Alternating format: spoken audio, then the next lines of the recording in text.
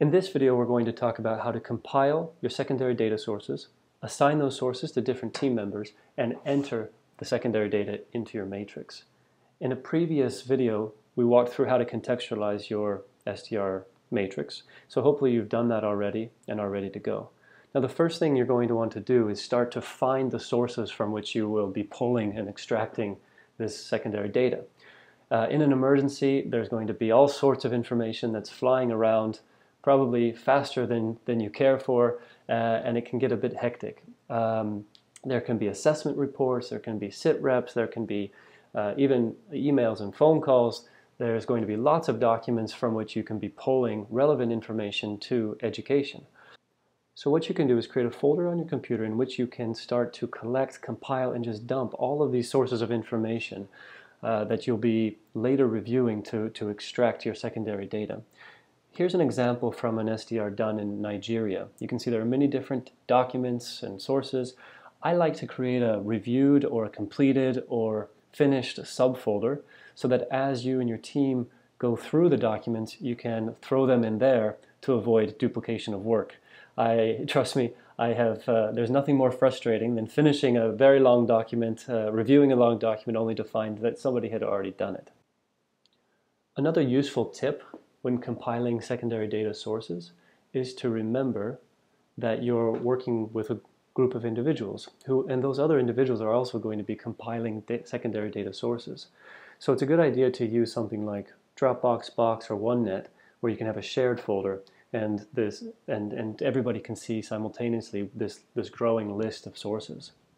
Now, that list of sources will be ongoing, and you're going to be adding to that and editing that as you go. But once you have a solid number and are ready to begin some entry and reviewing the secondary data, what you can do is transfer the names of all of these documents. Here I'm selecting them all, copying, and going to my SDR matrix template and pasting it here. Then within your teams, you can begin to assign who should take which documents, and you can write it in the Assign To column. And as you go through, the status will change. Maybe start with Not Started, and paste that all the way down. And that'll be next to the names of the people that you assign it to. So now your sources are compiled, and you're ready to begin reviewing the sources. So everybody will open up the documents that they've been assigned one by one, and where the data should be reviewed is here on this worksheet, this main tab here. This first line of data it's an example line of data, so you can delete that if you have that on your SDR matrix. But let's do an example together. So if I open up one of these documents, let's say the first one here. Let's see what we got. It's a multi-sector assessment report from the NGO CUPI. Great. Assessment reports are a great source of secondary data. Assessments that have already been done that you can now access and see the findings, see what they were able to learn, and then this can go into your SDR matrix. So looking at this report, we see the date so we can come back to our SDR matrix. The first column here is the date of data entry, so I would put today's date, and then date of event or information. So this document has November, November 2016. It didn't say a day, so I'll just put 01/16. This SDR was done a while ago, so let's pretend that today's date is something similar. Now, if we look at the assessment report, it's got some locations in Kaga, LGA, Borno State. And so it's an assessment that was done in a particular geographic area. So that's helpful for us. We know that the state for this information is going to be Borno, and the LGA is Kaga. So here we have Borno, and the LGA is Kaga. Great. Now, if this wasn't just a demonstration, I would take some time to actually familiarize myself with the report, but scrolling down, I see that one of the sectors that was assessed for was education, and that's on page 19. So let's just jump down there it would be a good idea to review some of the other sectors, especially pertaining to education. Above is protection, actually, so maybe we'll take a quick look there. But here, education. So I see under this first line, 3 school facilities available, et cetera, et cetera, et cetera. And it looks like, yeah, there are some schools that are hosting displaced persons. That's listed there. Now you have 2 options here. One option is to read a paragraph or read a section, go back to your SDR matrix and to summarize it. That's really useful when you have a large paragraph and it's hard to sort of take bite-sized pieces. You can read and summarize. Another option is just to simply copy and paste. And that's what I'll do here. I'll take this information, I'll copy it, and I'll paste it into the data information cell here. Now scrolling to the right, we've got our bite-sized piece of secondary data. And now what type of data is it? Well, for me, this issue of schools being hosting displaced persons, it's a need. It's an issue that needs some response to it. The domain, that for me, that's access and learning environment, because it's an issue pertaining to access. Then thematic issue. Here we have our list of thematic issues, and I see that we have infrastructure occupied. So we can put that. Now this is an interesting example because technically, yes, the IDP, the displaced persons are occupying this school, but very often occupation is more of a reference to military occupation. And so I may want to change the name of this thematic tag or to create a second one. So for example, if we were tagging everything with infrastructure occupied, we might have many examples of military use of schools and as they were occupying it as a military base or barracks. And we might, if we only have one tag for that, we are also combining that. When we analyze, we won't be able to see the difference between that and displaced persons being sheltered in a school. And that's a very different need. That's a very different issue.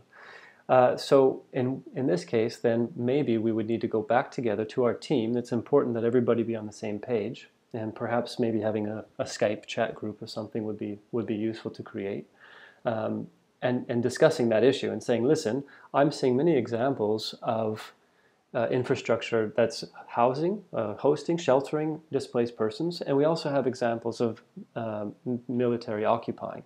Why don't we separate out this tag into 2?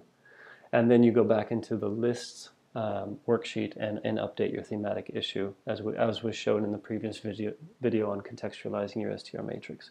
So this is the type of process that you'll experience as you tag. But usually after a few documents have been reviewed, these tags begin to settle down a bit. But it is important that you don't have sort of rogue taggers and rogue data enterers who are doing their own thing and creating their own tags without communicating to the group, because that'll create a big headache later when you try to analyze, and it'll require a lot of data cleaning. So that's the thematic issue. The timeline, here we have in crisis, severity, it could be severe, urgent, somewhat severe, urgent, depending on you. There is some subjectivity here. I'm going to say it's somewhat severe, urgent. If it were a military occupation, maybe I would say it's very. And then the name of the document. I can come back to my folder or to the source tab, copy it, paste it in. Oops, that already tagged. Here it's Koopy. We'll call it very reliable. And then I can provide, if this were an online resource, I could provide the link or the link to my Dropbox. Great. So that's finished. Now, don't be intimidated. That felt like a lot because we were doing the first line. But if we're going to be tagging many pieces of data here, one tip that I suggest is to copy that data and just paste it down. The tags, you're going to want to change those, so I'll leave that for now. But some of this information, like the name of the document, the source, and the link, etc., it's all the same. So you can paste that down. You don't need to manually put that in every time. So now all that's left to do is put specific information, the secondary data that you're highlighting or extracting from the source, and tagging it, and then you're finished. So going back to the document, we were talking about this section above is on protection, and here I was noticing that it says children forced recruitment by armed groups was reported. So that's actually, I think, an interesting piece, an intersectoral important piece of secondary data that we can copy here and also bring into our secondary data review matrix and paste it there, and then quickly tag it. It's definitely a problem. The domain, again, for me, this might be access and learning environment. It sometimes is useful. We'll see on the secondary data report that we often, in addition to the INE domains, we add one on protection. But for now, I'll put access and learning environment. And if I scroll down, I see recruitment. And again, it's in crisis. And for me, this is severe urgent. Great. So that's entering the data into your matrix. Now, one final note on that is that everybody, the different members of your team, will probably have their own copy of this matrix. You can create Excel online, and you can do it simultaneously online together. That's one good option. If internet is unreliable or you just prefer not doing it that way, I suggest that everybody has their own SDR matrix, their own version of this file with their names and the file name. And then towards the end, or as you're getting close to analysis, then it's just a matter of copying and pasting everyone's into a master matrix. So it's not hard. It's just important that everybody keeps the correct columns. They don't add or delete separately.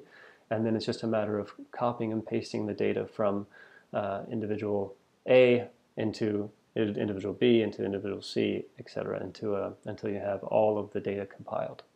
And then begins analysis, which is the next video.